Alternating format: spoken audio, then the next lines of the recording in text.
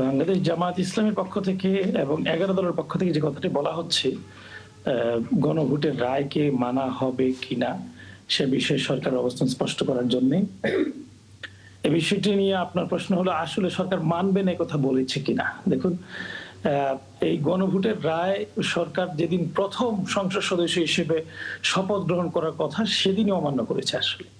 গণভোটের রায়ের ভিত্তিতে তৎকালীন যারা গণভোট আয়োজন করেছে, যে সরকার গণভোটের পুরো প্রক্রিয়ার সাথে সরাসরি সম্পৃক্ত ছিল, তাদের পক্ষ থেকেই বলা হয়েছিল গণভোটের রায়ের ভিত্তিতে গণপরিষদের আদলে এই সংস্কার পরিষদ গঠন হবে।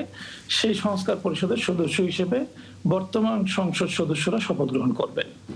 শপথ গ্রহণ করার যেই সিদ্ধান্ত, এই সিদ্ধান্ত না মেনে নেওয়ার মধ্য দিয়ে ১ম দিনেই তারা গণভোটের রায়ের বাস্তবায়নের প্রক্রিয়াকে বাধাগ্রস্ত করে। পরবর্তীতে ১৩৩ টি যে বিল মানে সংসদে উত্থাপিত হয়, এই বিলগুলোর মধ্য থেকে একটা গুরুত্বপূর্ণ বিল ছিল গণভোট অধ্যাদেশ। গণভোট অধ্যাদেশকে এই ল্যাপস করে দেওয়া হয়, অর্থাৎ এটা অকার্যকর হয়ে যায়। তার মানে হলো এই গণভোটের পুরো প্রক্রিয়াটার মূল যেই বিষয়টি ছিল সেটি প্রশ্নবিদ্ধ হলো, অনেকটা অকার্যকর হলো।